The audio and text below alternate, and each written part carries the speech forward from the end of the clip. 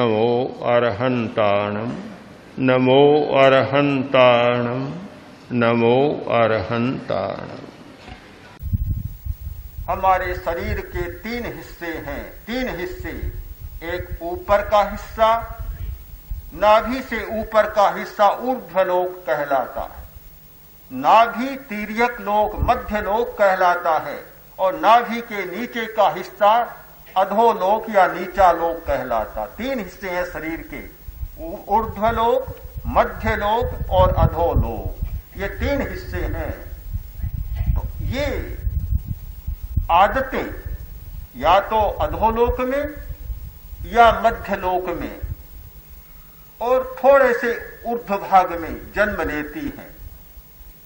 अब जब हमारा मन, हमारे विचार नाभि से नीचे और शक्ति केंद्र तक इस छोटे से भाग में मन दौड़ता रहता है, तो ये सारी बुरी आदतें पनपती हैं, विकसित होती हैं और उनका एक चक्र सा चलता रहता। एक के बाद एक आदत बढ़ती चली जाती है, उनका अनुबंध या विशेष सर्कल हो जाता है।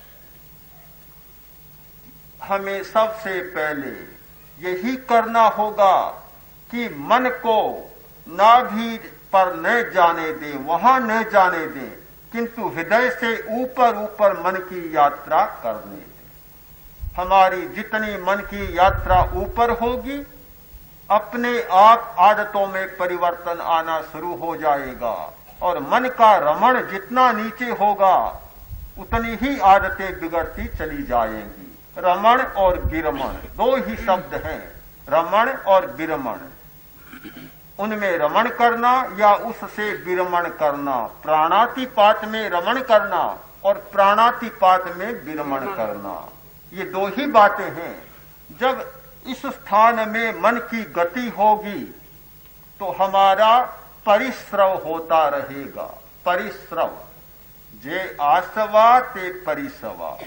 हम पहले तो आश्रव करते हैं, फिर परिश्रव करते हैं। आश्रव करते हैं, आश्रव का मतलब कि बाहर से बुरे विचारों को और बुरे विचार, बुरी प्रवृत्तियों और बुरे आचरणों के द्वारा इन लेश्याओं के उपयुक्त कर्म परमाणुओं को भीतर ले जाते हैं, आश्रवण करते हैं, आश्रव करते हैं। वह आश्रव, श्राव जब भीतर चला जाता है और भीतर जाकर पक जाता है, पूरा पक्का माल बन जाता है, तब फिर परिश्रवण करते हैं, उसको बाहर लाते हैं। इन ग्रंथियों के माध्यम से, इस शरीर के माध्यम से उस माल को भीतर ले जाते हैं और इन्हीं ग्रंथियों के माध्यम से उसका परिश्रवण करते हैं, फिर निकालते हैं। और जब फिर निकालते हैं तो फिर वह मस्तिष्क के पास जाता है, फिर वह व्यवहार बनता, आचरण में आता और फिर नया आश्रव करने की तैयारी हो जाती। ये एक चक्र चलता है। ठीक इसीलिए कहा कि जे आसवा ते परिसवा। आश्रव होता है, उनका परिश्रव होता है, फिर वे बाहर आते हैं। यह चक्र बराबर चलता रहता है। मारवाड़ी के एक पद्य में जयाचार्य ने बहुत सुंदर अभिव्यक्ति दी है। जिन कर्म रा उदय थकी, फणे कोई पर प्राण, तिन कर्म ने कहिए सही, प्राणातिपात पाप ठान। बहुत बड़े सत्य का उद्घाटन एक छोटी सी पद्य में सरल भाषा में है कि जिस कर्म के उदय से, यानी जो हिंसा के कर्म के परमाणु विपाक में आए, इन अंतःस्रावी ग्रंथियों के द्वारा, एड्रिनल ग्रंथि के द्वारा बाहर आए, मस्तिष्क तक पहुंचे और व्यक्ति में हिंसा करने की भावना जाग गई। वह भावना प्रबल बनी और वह हिंसा करने के व्यवहार में उतर गया। और जब उस व्यवहार में उतरा तो फिर कर्म का बंध हुआ, फिर वे काले परमाणु आए और फिर भीतर चले गए। एक अनुबंध, पूरा सर्कल बन गया, पूरा वर्तुल बन गया। इधर से प्रकट होकर इधर जाकर और वे काम में आते हैं, फिर से उनका आश्रवण होता चला जाता है। कहीं भी छुट्टी नहीं पाते, इस वर्तुल से हम बाहर नहीं निकल सकते। बड़ा एक वर्तुल बन गया। ये हिंसा के भी परमाणु हैं, हिंसा के भी रंग होते हैं, रंग हिंसा का रंग होता है, वे रंगीन परमाणु। गौतम ने पूछा, भंते पाणाई वाय मुषा वाय अदिन्ना दाणे मेहुणे परिगहे एस कति वन्ने कति गंधे कति रसे कति फासे। भंते प्राणातिपात वृषावाद अदत्तादान चोरी मैथुन और परिग्रह में कितने रंग, कितने रस, कितने गंध और कितने स्पर्श होते हैं। महावीर ने उत्तर दिया, प्राणातिपात इन सब में 5 वर्ण, 2 गंध, 5 रस और 8 स्पर्श, 4 स्पर्श होते, 4 स्पर्श होते हैं।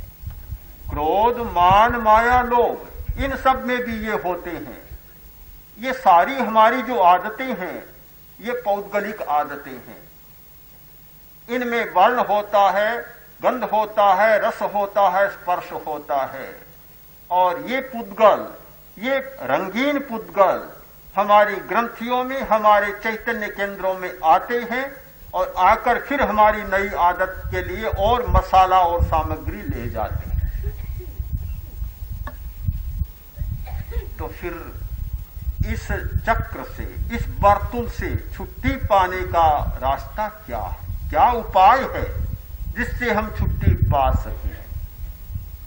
इससे छुट्टी पाने का उपाय है प्रेक्षाध्यान। प्रेक्षाध्यान यानी प्रेक्षा ध्यान के द्वारा ही हम इस वर्तुल को तोड़ सकते हैं, इस चक्र को तोड़ सकते हैं, इस चक्र व्यूह को तोड़कर और प्रवेश कर सकते हैं, दूसरे रास्ते से जा सकते हैं। प्रेक्षा ध्यान के द्वारा क्या होगा? जब हम मन की गति को बदल देते हैं, मन रमण करता है। रमण का मतलब या प्रिय और या अप्रिय, उसका नाम है रमण। यानी या तो वह प्रियता का भाव लेकर हमारे शरीर में एक लहर बनकर दौड़ता है, या अप्रियता का भाव लेकर हमारे शरीर में दौड़ता है।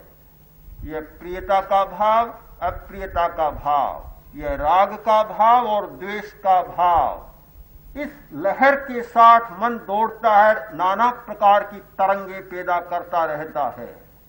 इस मन को जब हम प्रेक्षा करते हैं तो विरमण में बदल देते हैं, यानी चैतन्य के पास पहुंच जाते हैं।